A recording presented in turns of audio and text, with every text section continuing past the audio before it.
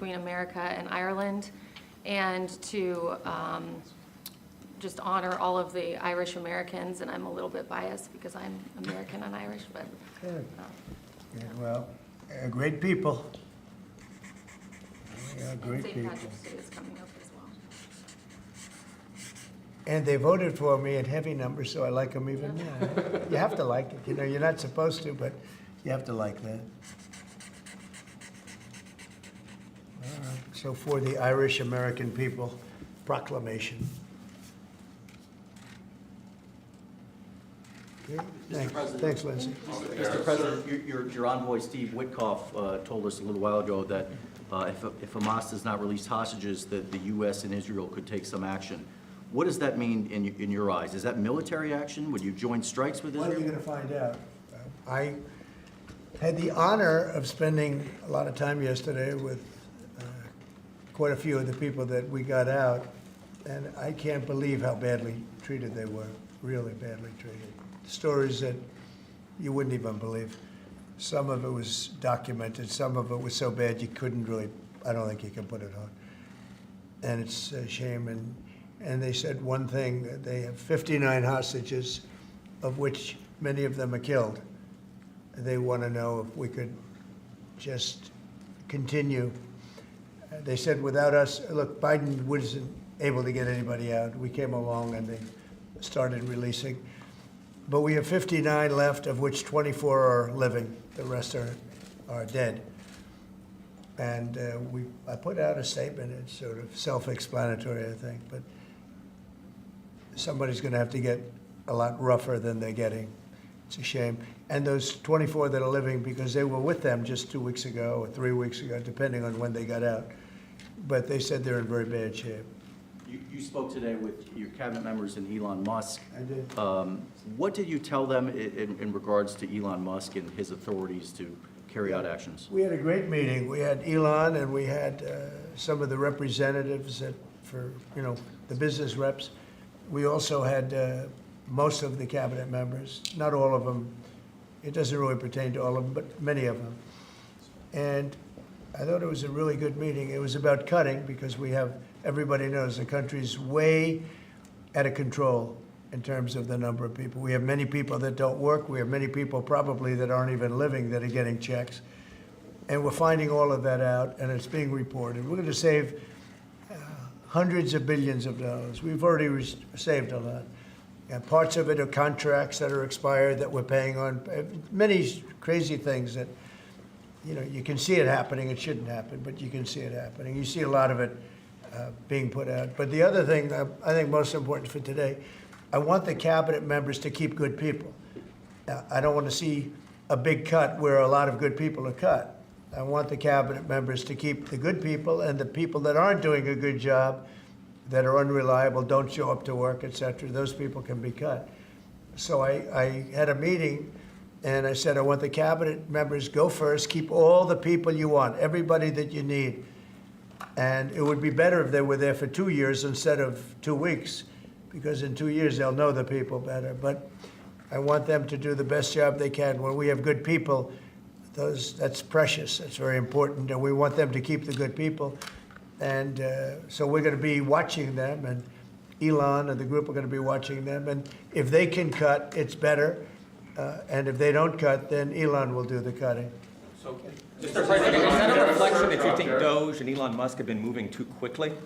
No, I think they've done an amazing job. They've done an amazing job, and look at what they found. I read it the other night in the speech. I mean, they found these things where billions of dollars has been poured down the drain to things. That's not about people, that's about contracts where billions and billions of dollars was just thrown out the window. It probably got kickbacks.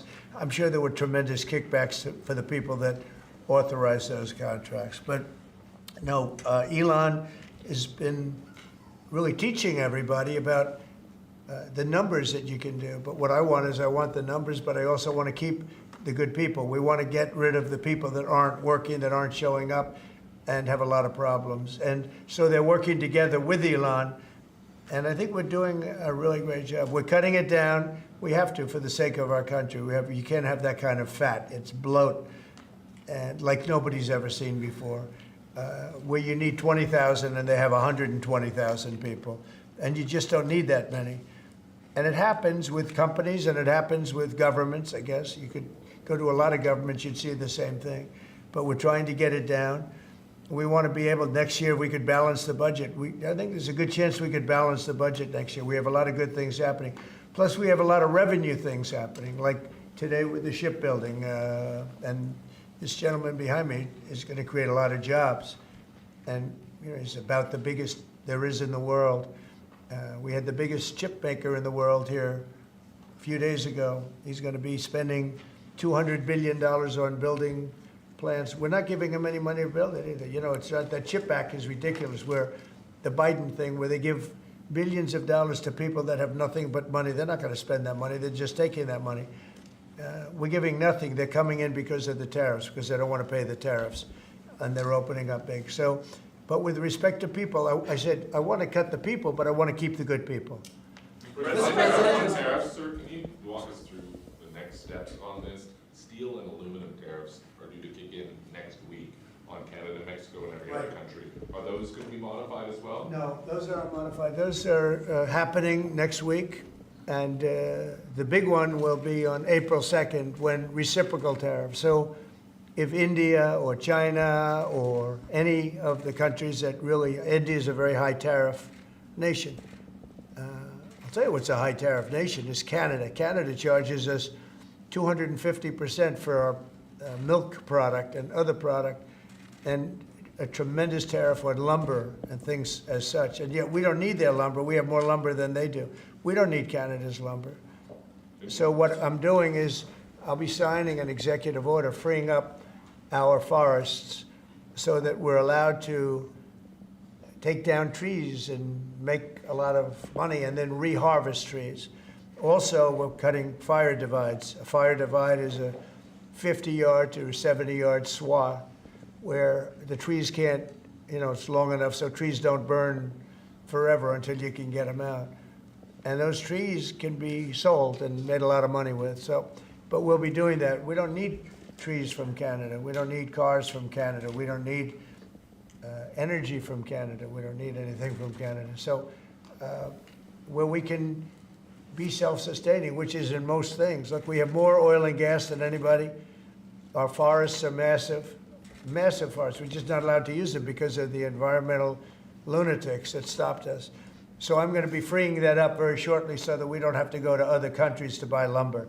You know, why should we be buying lumber from other countries, paying tariffs, paying big prices, extraordinary prices, and we have lumber. We have the best lumber. Go ahead. And this USMCA exemption you're essentially announcing today for this 1 month, It's just a modification, short term, because I didn't want to hurt the American. It would have hurt the American car companies if I did that. would you consider the same sort of exemption or pause for the auto tariffs you're talking about next month? Is We're that not what- looking at that, no. You're not No, we're not considering looking at exempting? that, no, no. President, Are you let's- considering let's- revoking the Yep. TPS for the Ukrainians who live here in the U.S.? What about Are it? you considering revoking the TPS status for the more than 200,000 Ukrainians who live here in the U.S.? What are you saying? I don't- The Ukrainians that are here in the Yeah, U.S., yeah. they're under a TPS status. The On GPS? TPS, temporary status. temporary- Oh, I thought you said GPS. TPS. Yeah. There was some news saying that they were going to be revoked and they were going to be deported from the country. Are you considering that for the Well, we're Ukrainians? not looking to hurt anybody, and we're certainly not looking to hurt them. And I'm looking at that, and there were some people that think that's appropriate and some people don't, and I'll be making a decision pretty soon, okay? President Trump said- But we're not looking to hurt them, President Trump said especially Ukrainians. They've gone through a lot. Yeah, Peter? the clocks are gonna spring forward on Sunday. When are you going to get rid of daylight savings time? Okay, are you ready? So, this should be the easiest one of all, but it's a 50-50 issue. And if something's a 50-50 issue, it's hard to get excited about it. I assume people would like to have more light later, but some people want to have more light earlier because they don't want to take their kids to school in the dark. And it's very much, it's a little bit one way, but it's very much a 50-50 issue. And it's something I can do, but a lot of people like it one way, a lot of people like it the other way. It's very even. And usually I find when that's the case, what else do we have to do? And I gotta ask, because you were talking about this in your joint address, you were talking about Butler. It's been 7 months. Why do you think we don't know more about the guy who shot you in the ear? Yeah, oh, well, and the second one with all of his cell phones, so I want to find the answers. I've told them. In fact, today I said, I want to find, we can no longer blame Biden for that one. He should have released that a long time ago. So they are giving me a report next week sometime, and I do believe I'll be releasing. I want to release the report. A lot of people have asked that question. You had one who had 3 apps, 2 of which were foreign, supposedly, and who has the biggest white shoe law firm in Pennsylvania, even though they don't live in necessarily a white shoe area. What's that all about? His law, the law firm. The other one had 7 or 6 cell phones, and I don't have 6 cell phones. And why would somebody have 6 cell phones? So we're going to be releasing a report on that soon, Peter. But based on what you're saying right there, the lack of information and Yeah. the data points that you just gave, does that make you think that there's some part of that there's some bigger? It could be. Well, it makes other people think that. It makes me think it a little bit too. I say, when you have 3 apps and 2 of them are foreign, and you had an FBI that wouldn't report on it, they didn't want to say why, I would say that could be suspicious. And then on the second assassin, you had, and by the way, I have to tell you, Secret Service did a great job on that by spotting him. But on the second one, he had 6 cell phones. That's a lot of cell phones. And a couple of them had some strange markings on them. So, yeah, I want to find out, and I would be willing to release it. I mean, maybe there's a reason that we shouldn't, so I don't want to get too far ahead of my skis, but yeah, I would be very willing to release that. I'd like to see it. I want to see it myself, Peter. Not only you, I want to see that one myself. Mr. President, may I? Yes. President Macron yesterday said that France was ready to offer its nuclear protection to other European countries. What do you make of it? And in this case, would the US also maintain a nuclear umbrella for European countries? Well, France is also willing to put soldiers into Ukraine for safety reasons if we can get it. I will say that we've made a lot of progress with Ukraine and a lot of progress with Russia over the last couple of days. And it'd be great to bring that to an end so we don't have to talk that way about nuclear. It'd be great if everybody would get rid of their nuclear weapons. We have Russia and us have by far the most. China will have an equal amount within 4 or 5 years. And it would be great if we could all denuclearize, because the power of nuclear weapons is crazy. It is crazy. And I was very far along a process with Russia, despite the Russia hoax, which didn't make it easy. It was a total hoax, a total rigged hoax by some bad people. But despite that, I was very close to having a program with Russia, denuclearization, and we were going to get China. I spoke to President Xi about it, and he would have been very happy to have gone along with it.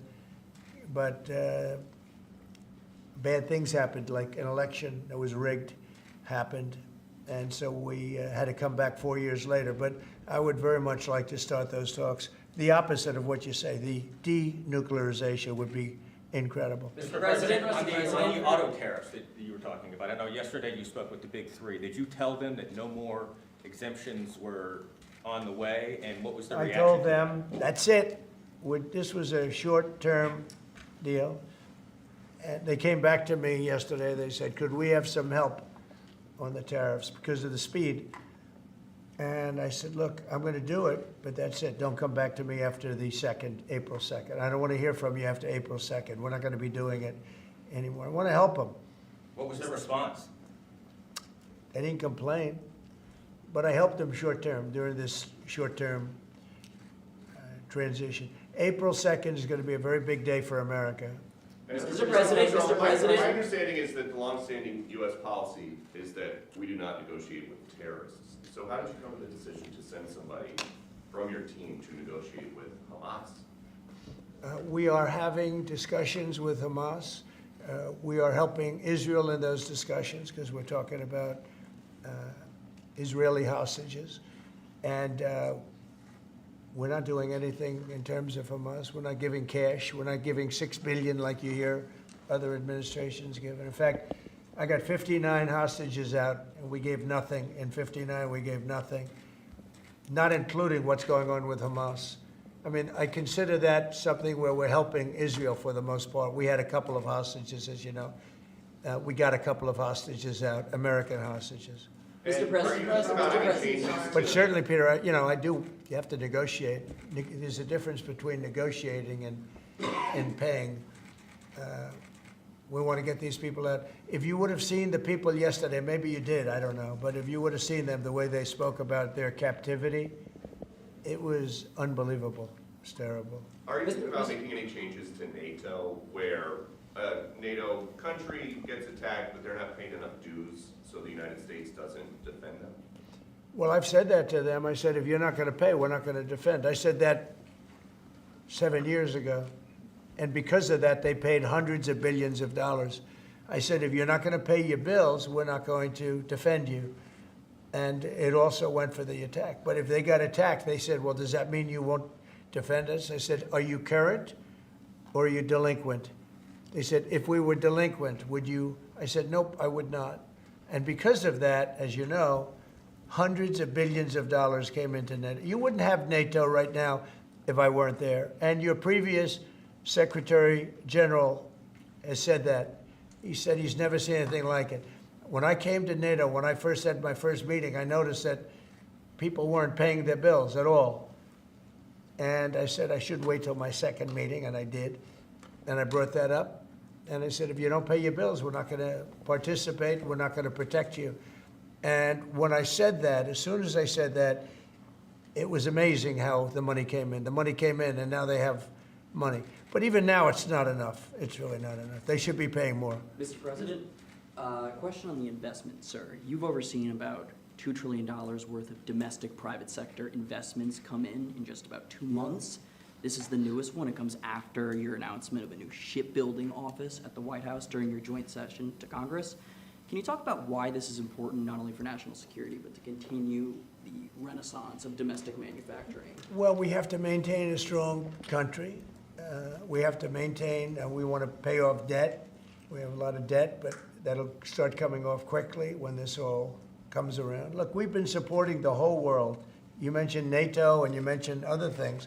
We've been supporting the whole world. When I first came in, we were paying almost 100% of NATO. NATO it was crazy. We were supporting NATO. We were paying the bills for other countries. And yet those same countries, mostly European, the European countries were ripping us off in trade. They won't take our cars. They wouldn't take our agricultural product. They wouldn't take anything. Yet we were taking their cars by the millions, Mercedes and BMW and look, Volkswagen, all of them. We were taking their cars. They weren't taking it. We were taking their farm products. They weren't taking ours. It was a total ripoff. And yet we were protecting them by giving them the money. And, that adds up to a bad number at the end of a lot of years. And that's what happened. And now it's time for this country to stop being ripped off. I had that done very much in the first administration, but then we had to focus on other things at the very end with COVID.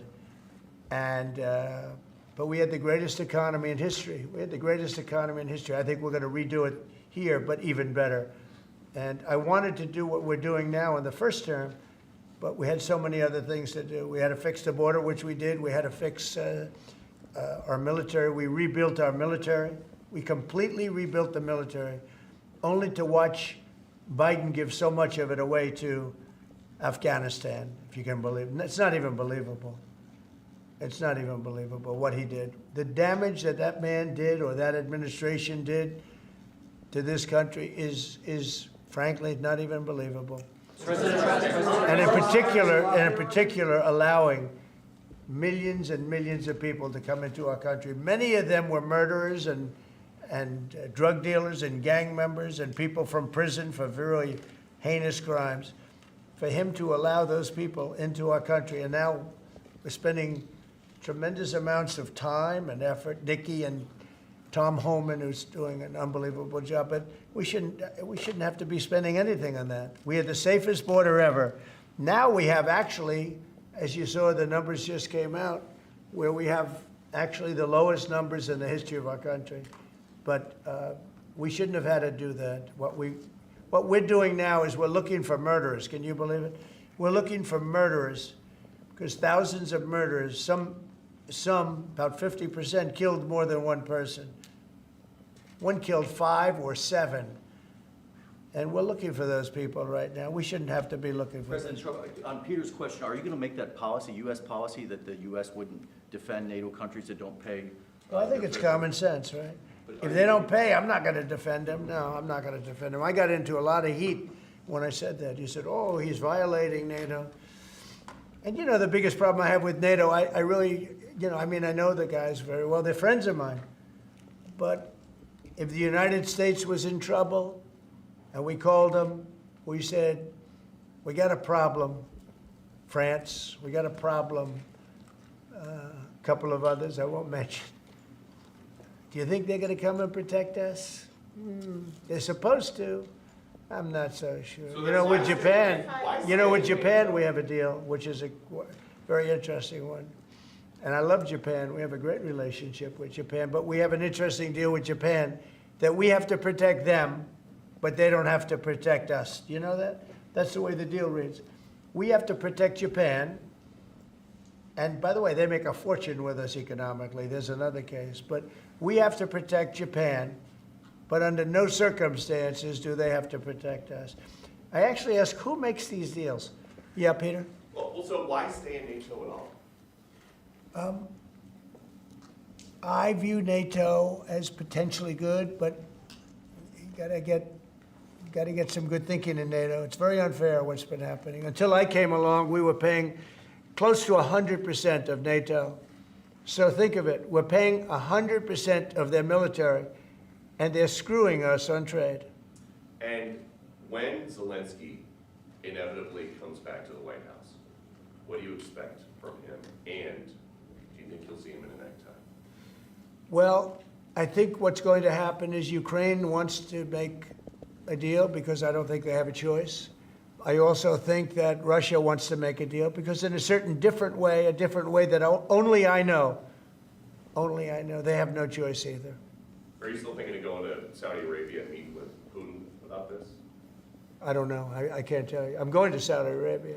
Mr. President, They've been very, you know, I've made a deal with Saudi Arabia where, because normally you'd go to UK first, and last time I went to Saudi Arabia, they put up $450 billion. You know that, right? You were there. We had American companies that took in $450 billion. I said, well, this time they've gotten richer. We've all gotten older. So I said, I'll go if you pay $1 trillion, $1 trillion to American companies, meaning the purchase over a 4-year period of $1 trillion. And they've agreed to do that. So I'm going to be going there, and I have a great relationship with them, and they've been very nice. But they're going to be spending a lot of money to American companies for buying military equipment and a lot of other things. Is that a trip in the near future? Probably over the next month and a half. Yeah. Mr. President, you told us a couple of weeks ago that you were looking to speak with President Xi of China. That hasn't happened. How come? What are you Well, I waiting have for? spoken to him, yeah. Since that last phone call? I don't want to say that, but I have spoken to him. Yeah, please. Yeah, Mr. President, I have a great relationship with President Xi. But you've spoken to him It was since hurt January because of 17th. COVID. Thank you, Mr. That's why I don't call it the China virus anymore. He said, please don't call it the China virus. But to be clear, you've spoken to him since January 17th? I don't want to say that, but I have spoken to him. Thank you, And Mr. President. I speak to him a lot.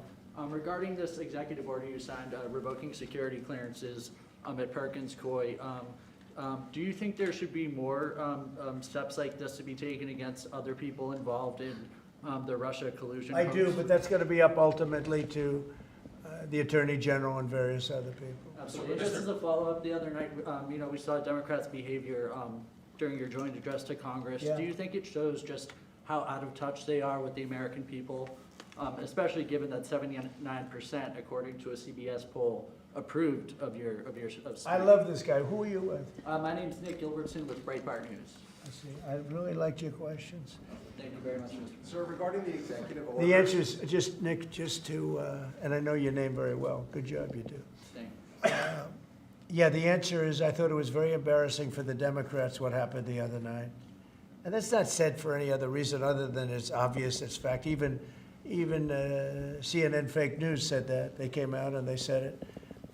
And worse than CNN is MSDNC, which is the worst. And the good news is very few people watch them anymore. They have lost such credibility. And frankly, what Nicole Wallace said, I've never been a fan of hers, and she's not very talented. But I'll tell you, what she said the other day about that young man is disgraceful. She should be forced to resign. And Rachel Maddow should be forced to resign. Nobody watches her anyway. I don't know if it's not possible they pay her as much money as I hear, but certainly she's lost all credibility, both of them. But what they said the other day, they should be forced to resign about that young person Mr. President? who is suffering greatly. Thank you, Nick. Will you extend, if a TikTok deal is not made on the timeline you gave, will you extend that? Will you- Probably, yeah. You will? probably. Is that I think, look, we have a lot of interest in TikTok. China is going to play a role, and so hopefully China will approve of the deal. But they're going to play a role. Are you close to But we have a lot of interest in TikTok. How long will you extend it, and how close are you to a Well, deal? we'll see, but if I need, I don't, right now, we have at least another month, so we don't need an extension. But if I needed an extension, I'd probably get it extended. Yeah, but Our countries Mr. reject. President, regarding the executive orders, there was talk that you might sign one winding down the education department, which department? the education department. Are you having second thoughts on that? No. I want to bring the schools back to the states. And, I've said it 100 times, we're ranked at the bottom of the list, and yet we spend more. We're ranked number one for cost per student. We're ranked at the bottom of the list in education. And I know if I bring it back to Iowa, Indiana, Idaho, all these great states, I think I could say 40 states, I want to bring it back. 10 states won't be perfect, 5 states will be probably not so good, but they will be every bit as good as Norway and Denmark and Sweden and all of the states that are rated at the top. If you tell me about Indiana and some of these great states that run really well, Iowa, you tell me about those states, and if they run their own education, they're going to do a lot better than somebody sitting in Washington, D.C. that couldn't care less about the pupils out in the Midwest. When do you think that might be signed then? When would you sign that order? Well, I want to just do it. I mean, we're starting the process. We're trying to get the schools back into the states. Let the states run the schools. And I'll tell you, you'll see something, it's gonna blow your mind. It'll be run so well. The school system, and I also believe in school choice, but that will take care of itself. A follow-up to that, Mr. President, if the education department were eliminated, how would you see, sort of what department, what agency would handle student loans and the other types of federal That would be grants that brought the in, education yeah, that department- would be brought into either Treasury or Small Business Administration or Commerce. And we've actually had that discussion today. I don't think the education should be handling the loans. That's not their business. I think it'll be brought into small business maybe. Kelly really liked it and really would like to do it. So the loans would be brought into a group where they really do that. And I think it's be good. That is, by the way, the most complicated thing in moving. But it's very simple if you do that. And So the President, same for our like federal countries grants. rejected your plan to move out more than 2 million people out of Gaza. What's your reaction to that and to Egypt's plan and to this meeting that happened? Out of Gaza? Yeah. I think that Gaza's a mess, and I think that Gaza could be good. I think it's got to be run properly, but right now Gaza is an absolute mess, and it has been for many, many years and decades. Yeah, Peter, did you have one more? I did, yeah. They have these 2 Starliner astronauts stuck in space for 8 months. Have you Oh, spoken to boy. them? They left him alone. Biden left him up there. And what do you know about that? I know everything about it. I said, we have 2 astronauts that are stuck in space. I have asked Elon, I said, do me a favor, can you get him out? He said, yes, he is preparing to go up, I think, in 2 weeks. What do you know 2.5. about how this went down? Because he's saying that the Biden White House was offered some kind of SpaceX rocket to go get these guys, and they said no. That's what I heard. I can't tell you that, but that's what I heard. But Biden was embarrassed by what happened, and he said, leave him up there. I would have said, if you're embarrassed, you got to get him out. Elon is right now preparing a ship to go up and get them. I'm sure that they will see this in space. What is your message to them? We love you, and we're coming up to get you, and you shouldn't have been up there so long. The most incompetent president in our history has allowed that to happen to you, but this president won't let it happen. We're going to get them out. We're coming up to get you. I've authorized Elon. I said, can you get them out? Because, you know, they've been left up there. I hope they like each other, but maybe they'll love each other. I don't know. But they've been left up there. Think of it. And I see the woman with the wild hair, good solid head of hair she's got. There's no kidding. There's no games with her hair. But, and you know, there's a danger up there too. They can have some failures up there that would be very bad. You got to get them out. So I've authorized Elon a week ago. I said, you know, we have two people up there that Biden and Kamala left up there, and he knows it very well. I said, are you equipped to get him? He said, yeah, he's got a Starship, and they're preparing it right now. And so Elon is going to go up and get him. Should I go on that journey just to be on the ship when we stop? What do If you? that's an option, yes. I should do it. Oh, that's terrible. I thought he liked me. I thought he liked me. I thought, Maria, should I do it? Well, you should then come. Maria likes me better. She's, President Trump, you should then come back from space. well, oh, when they come back, I'll greet them. How about that? No, we're going to get them out. I've authorized Elon Musk to go and get them, and he's prepared to do so. Mr. President, what are you making of the market sell-off this week? I think it's What's just, driving it? I think it's globalists that see how rich our country's going to be, and they don't like it. You know, there's a big market out there. But again, they've been ripping off this country for years, and now, and they're going to do great. Everyone's going to do great, but we can't let this continue to happen to America. Otherwise, we're not going to have a country any longer. Thank you very much, everybody. Thank you. Thank you very much. Great. Thank you, Nick. Great.